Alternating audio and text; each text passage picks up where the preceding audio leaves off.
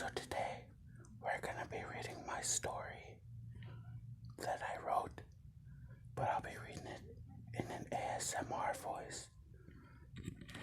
So just listen to the sounds of my voice.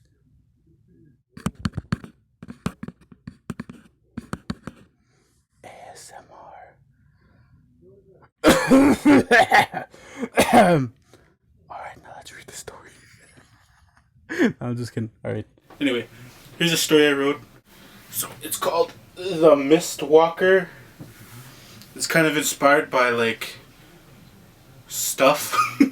Like it, I guess, and other things. Anyway, I started this story in January of 2019. I don't know if you can see that, and I finished it March of earlier this year. Okay, so I'm gonna forewarn you. This story kind of gets. Sorry if I'm talking too loud. Oh, I forgot I'm talking into this. Oh, I'm sorry. Anyway, so when I started this story, it's about it starts off okay, but then the rest starts getting all kind of funny because I kind of forgot what I was writing about for the last chapter or so. Anyway, alright, let's get into it. Chapter 1. Campfire Stories. Tell us another story, Jim, a young boy said. Please. It's getting late, Zach. It's almost time to go to bed, said Jim. Come on, said Ben. Yeah, another one, said Beth. Alright, fine, he said as they all leaned in closer. This one's called The Mist Walker. So a long time ago, there were these campers who wanted to relax in nature and went out to the woods for the peace and quiet in a cabin, but little did they know there was something else out in the woods. So they were getting ready to go to bed. Then they heard something outside, so the oldest and his second youngest brother went to check it out. They went outside. It was really misty, so misty in fact, that they couldn't see farther than 2 feet in front of themselves. So the older brother called out to see if anyone was out there, but there's no answer. So they walked a little further out, but then they turned around to head back. As they started to head back to the cabin, they were hearing noises in the mist, but they disregarded it as the local wildlife. But after a half hour, they realized they were lost, and then they both heard clicking from it, something behind them. So they both started walking a little faster, but then they both heard the sound get closer. Then the fear struck both of them hard, so they started running, which turned out into a full-on sprint.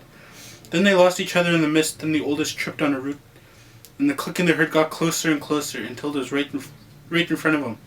A dark purple monster with a jaw full of sharp teeth, scales, webbed feet and hands and claws, and mandibles, and it was emitting mist from its back.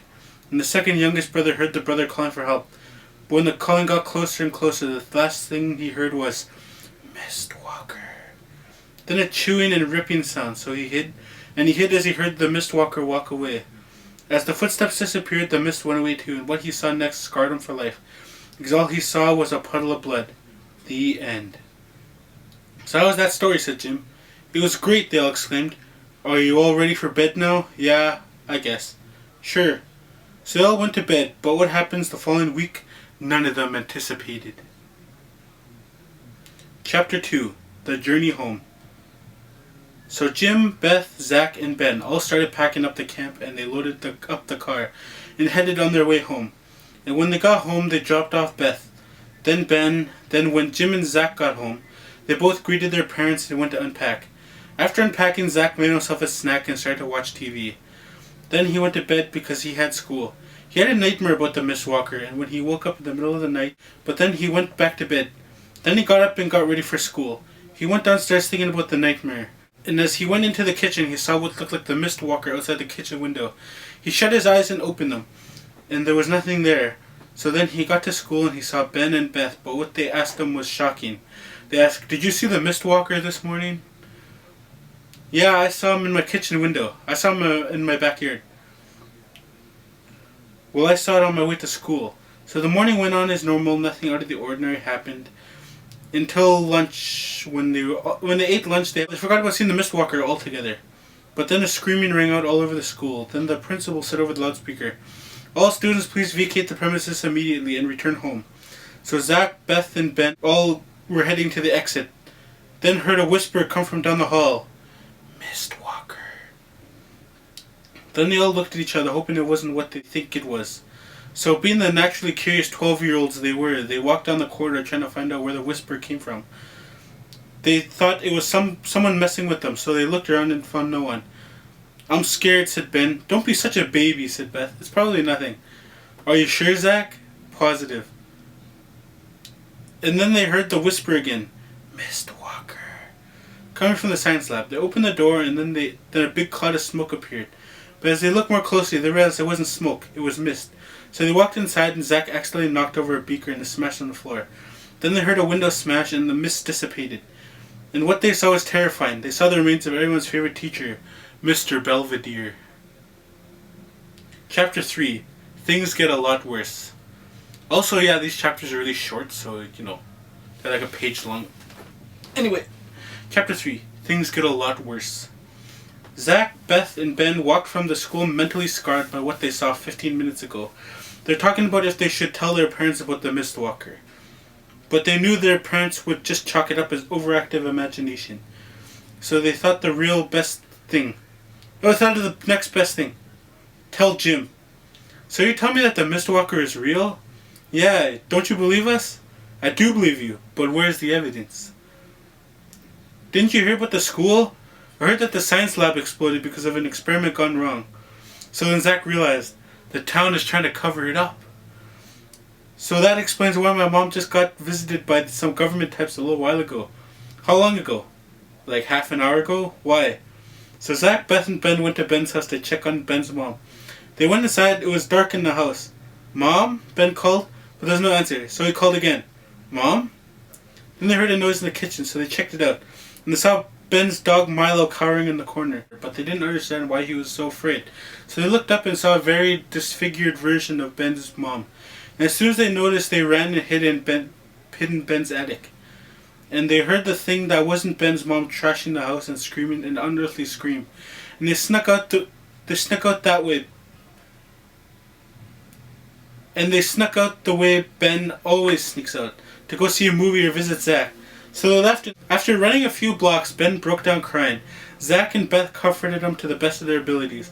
And when Ben, Zach, and Beth went back to ask Jim some questions, there was a black van with blacked out windows outside Zach's house. So they dove in the bushes and saw some hazmat guys guarding and patrolling the yard.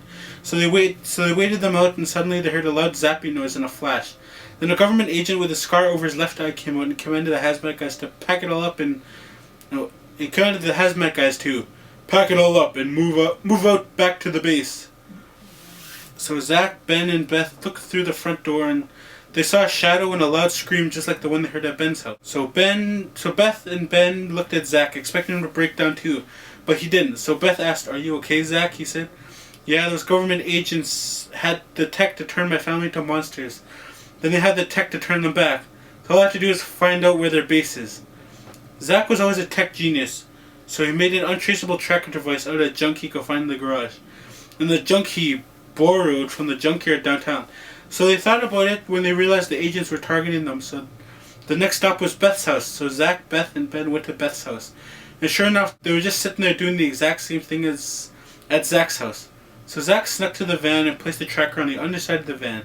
Then as Zach was sneaking back to the hiding spot across the street, he heard another zap and flash. And he hurried to the spot as quickly and quietly as he can, and he told Beth, "They got your family too. I'm sorry, but don't worry, we'll turn them back once we find those government morons."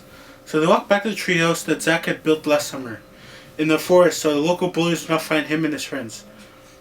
So Beth and Ben walked to the back of the tree as Zach climbed up and he pressed a button on his watch. And a keypad popped up and he typed in the code. 7954736. He whispered under his breath, and 3 fingerprint scanners opened up on the back of the tree. And they all placed their fingers on the panels, then a door opened and they walked down the stairs. And they waited and tried to plan out what to do next.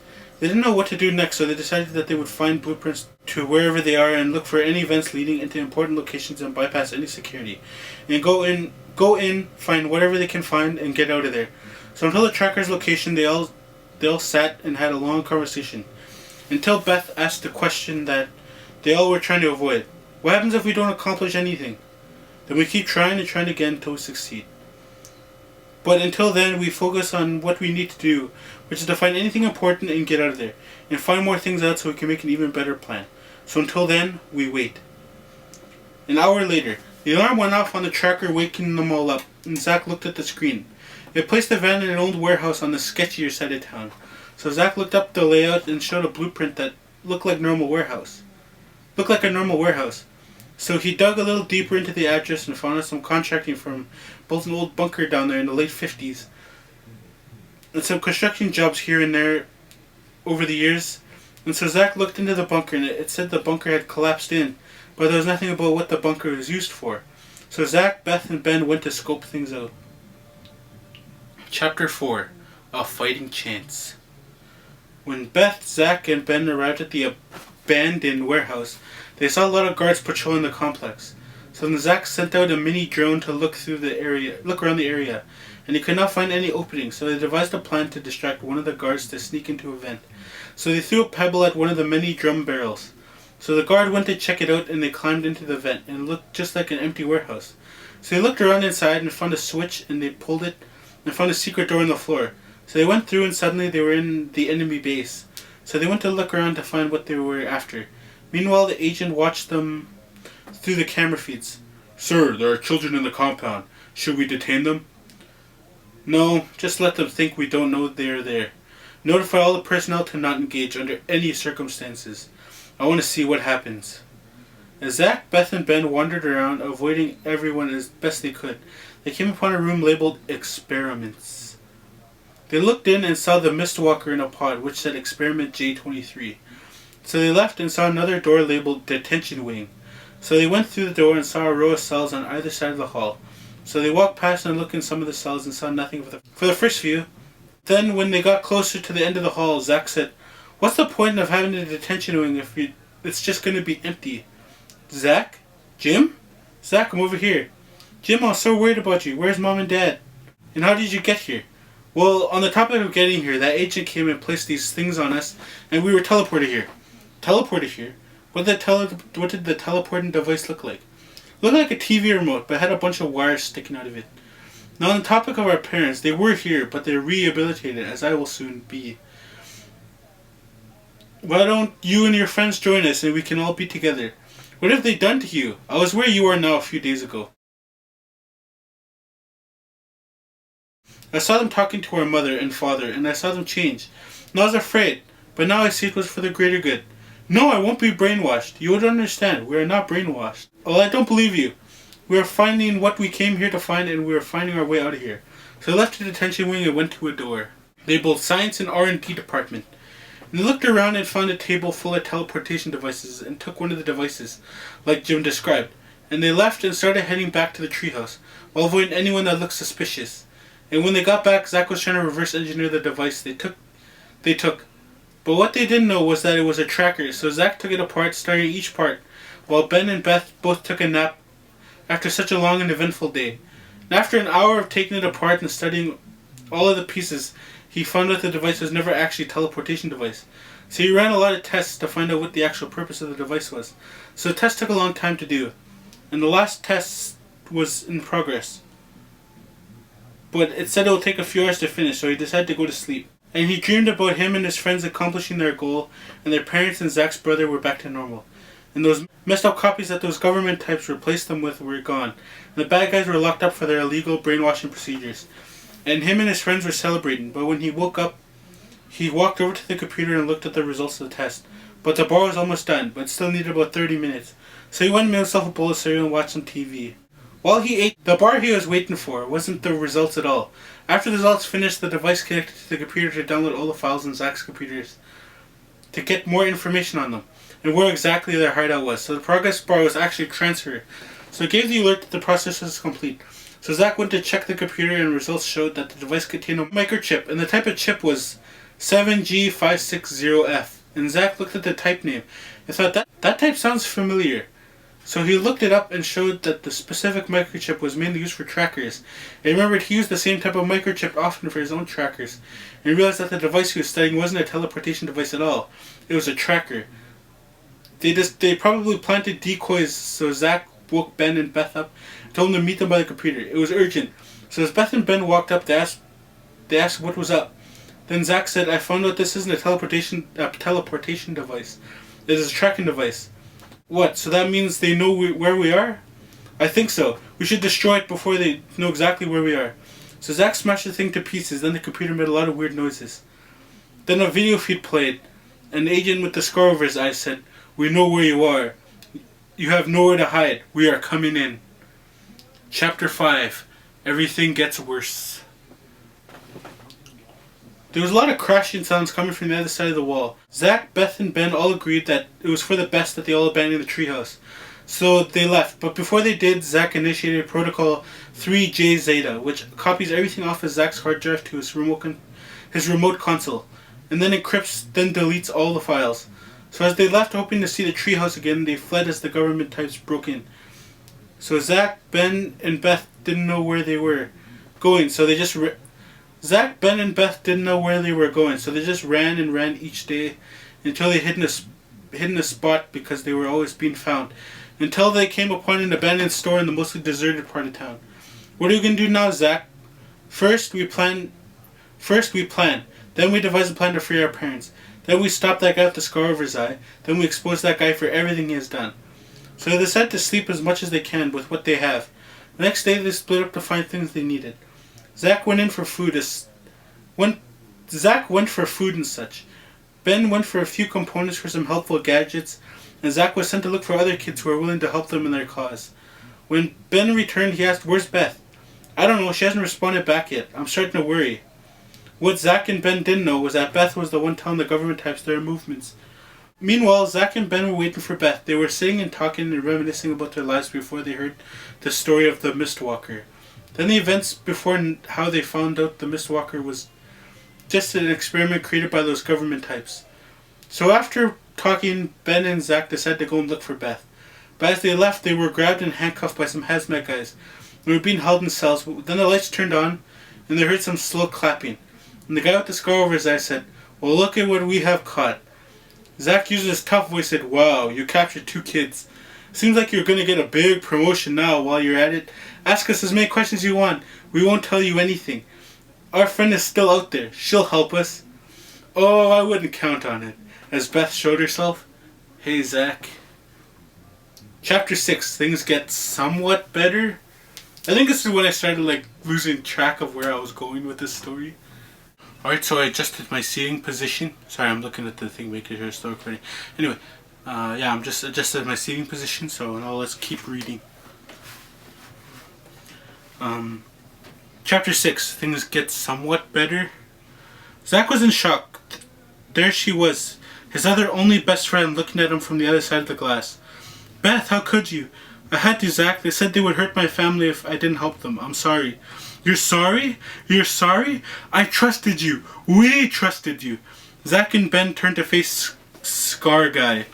Zach, Ben, aren't you surprised? Oh, Zach, Ben, aren't you surprised by the grand reveal of your best friend being an informant for us for these past few weeks? Anyway, I'm Garrett Pierce.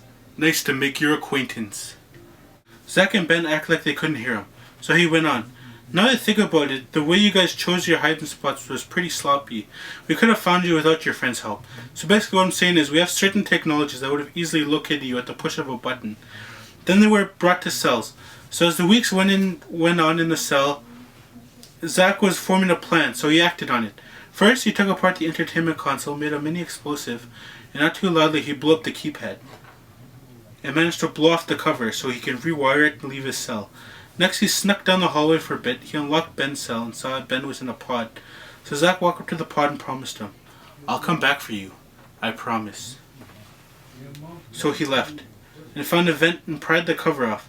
And he climbed through, and after about 5 minutes, he made it outside and ran as fast as he could, leaving the compound. But as soon as he walked 4 steps, the alarm went off. So Zach left and went into hiding. A few weeks passed and Zach wasn't any closer to figuring out how to free Ben and his parents from those government types. So then Zach had an idea he thought just might work. So Zach went to work. So a few weeks went by and Zach planned out what he was going to do. First, he's going to infiltrate their security team and steal security riot gear and a forged security badge. Second, he's going to cause a distraction that enters the entertainment cells and transfer his family or friends out. Then he's going to move them closer to the entrance. Then he'll cut the power to the pod room and free Ben. Then he'll rendezvous with everyone at the cells he moved them to and escort them out, and hopefully deal with all the obstacles that get in his way, like guards, locked doors, and considering experiment J23, whatever experiments they happen upon. Then escape and live happily ever after. Chapter 7. The plan goes horribly wrong. So Zack executed the plan. He entered the facility and went to the experiment room. Plus a time charge he made with a potato, tin can, and a microwave, by the part of some squid-looking thing. Then he successfully infiltrated the security office and took a set of riot gear and put it on, just as the charge went off. When the alarm went off, he found some keys on the desk nearby. Then he headed to the cells, but a guard stopped him and said, "What are you doing there? There was an explosion in the experiments room." Then he dragged Zack to the hallway, and he saw two guards by the door about to head in. Then they kicked the door, and the tentacles grabbed them both and pulled them in. Zack heard screams, then silence. Then the guard that dragged Zack ran to the door, and another tentacle got him too. Then the beast took off through the ventilation, and Zack ran the other way towards the cells, and he opened the cell, but it was empty. Then he turned to leave, and he thought they might have already took his family somewhere, or released them. Then he decided to go save Ben. When he went in, he saw that Ben was still in the pod he was in a few weeks ago, and that it was plugged to a pump and an external battery of sorts. So he went to unplug the battery and the tube connected to the pump. Then Zack heard Mr. Pierce and turned around. Saw he was standing in the door, and he said with a snobby demeanor, "I wouldn't do that if I were you. It would have terrible I wouldn't do that if I were you. It would have terrible consequences." But of course he didn't believe him, and he did it anyway. But then after he did, Mr. Pierce said, "Well, I told you not to do it." No. Mr. Pierce said, "Well, I told you not to do it." Then the pod opened, and Ben walked out of the pod. But he opened his eyes and looked at Zack. His eyes were glowing yellow, and he said in an echoed voice, "You left me, Zack. You left me to suffer in this place. Being experimented on." Actually, no, okay. "You left me, Zack. You left me to suffer in this place, being experimented on. I thought you were my friend, but I've been here for I don't even know how long. But now that you're here, I can get my revenge." So he lunged at Zack and he moved out of the way just in time. But Ben hit the battery and it started to fizz and liquid started to trickle out, and purple smoke came out. And Ben was disoriented for a second. Zack ran as fast as he could out of the facility, with Ben not far behind. And as soon as he left, he got to a safe house he had nearby. Then he heard an explosion that shook the room, then silence. Chapter 8. The Aftermath. Zack heard and felt the room shake violently.